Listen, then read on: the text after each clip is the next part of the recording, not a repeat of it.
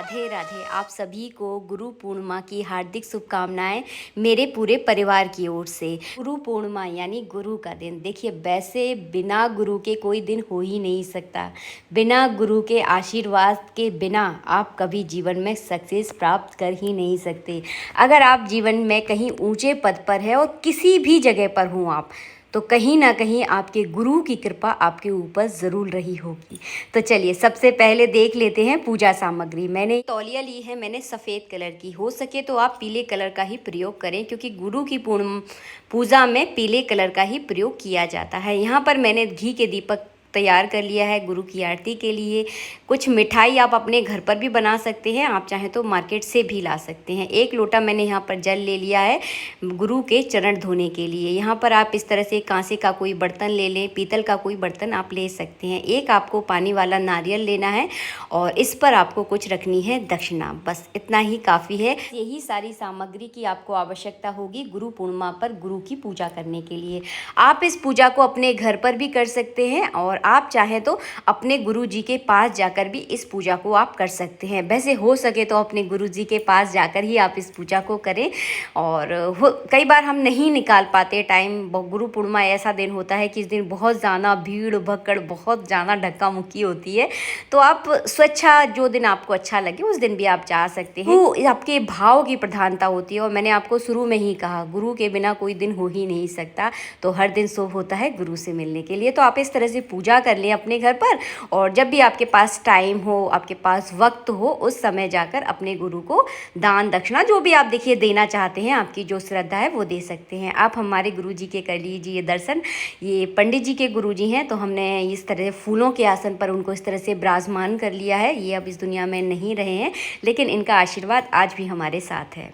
अगर आपने अभी तक गुरु दक्षिणा नहीं ली है, आपके कोई गुरु नहीं है, तो आप भगवान शिव को भी अपना गुरु मान सकते हैं। और आप कोई भी मंत्र जपना चाहते हैं तो भगवान शिव को गुरु मानकर उस मंत्र का आप जाप कर सकते हैं। आपको वही फल मिलेगा जो आपके गुरु के आशीर्वाद से आपको फल मिलता है, ऐसा शास्त्र कहता है।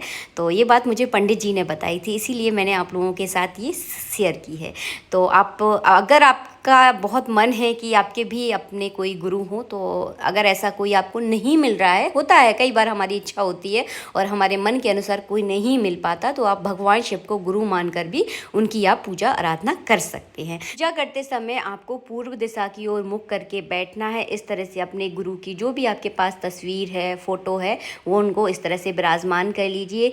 गुरु के चरणों की पूजा की जाती है, इस बात का विशेष ध्यान रखें। चाहे आप अपने गुरु जी के पास जा रहे हों, चाहे इस तरह से उनकी फ़ोटो की पूजा कर रहे हैं, उनके चरणों के अंगूठे का आपको पूजन करना है, क्योंकि अंगूठे का पूजन करने से ही हमें विशेष आशीर्वाद मिलता है। इस बात का ध्यान रखें। सबसे पहले आपको उनके सीधे पैर का अंगूठा धुलाना है, उसके बाद दूसरे पैर का आपको अंगूठा धुलाना है। तो इस तरह से जल डालकर उनका अंगूठा धुलाएं और अपना सिर जो है ना उनके अंगूठे पर आपको रखना है। क्योंकि हम जब भी किसी के पैर धोते हैं या पैर छूते हैं तो अंगूठे की ही प्रधानता होती है। तो अंगूठे को टच करना बिल्कुल ना भूलना।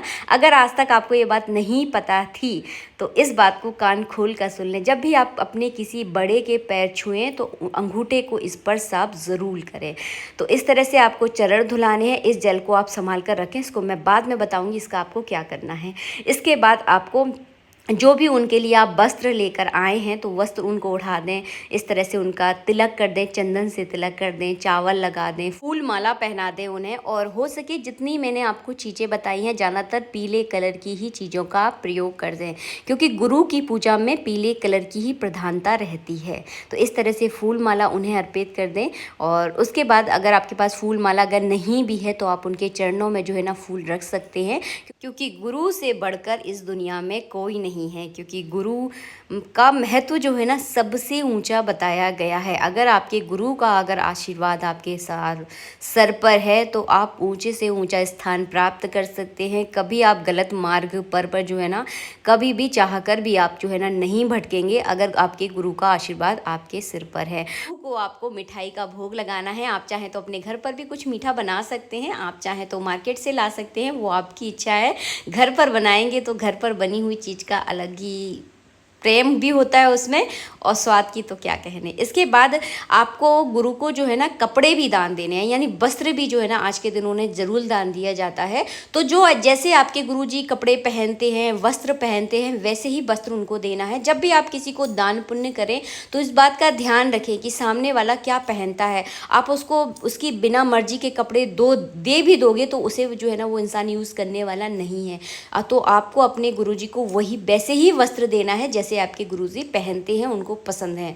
तो कपड़े देने हैं, उसके अलावा आपको एक पानी वाला नारियल देना है। इसके ऊपर अपनी श्रद्धा के अनुसार आपको कोई दान दक्षिणा रखनी है। तो ये अपने गुरुजी को आपको दक्षिणा के रूप में जो है ना देना है। इसके बाद अपने गुरु की आरती करनी है और हाथ जोड़कर प्रार्थना करनी है कि जब तक हम इस संसार में रहें तब तक हमारे गुरु का आशीर्वाद जो है ना हम पर बना रहे। गुरु के आशीर्वाद के आप जीवन में तरक्की पा ही नहीं सकते, ये इस बात को आप गांठ बांध दीजिए। अगर आप कोई मंत्र जपना चाहते हैं और वो गुरु के द्वारा दिया हुआ नहीं है तो वो मंत्र जो है ना आप कभी सिद्ध भी नहीं कर पाएंगे और उसका जो है ना आपको पूरा फल भी प्राप्त नहीं होगा। तो इन सारे कार्यों में गुरु का आशीर्वाद होना बहुत ज़रूरी होता है। तो गुरु मंत्र की भी प्रधानता बहुत ज़्यादा होती है। अगर आपने गुरु मंत्र के ही मंत्रों का जाप अगर आपने बहुत ज़्यादा कर लिया है तो वो मंत्र भी जो है ना आपके लिए बहुत ज़्यादा सिद्ध माना जाता है।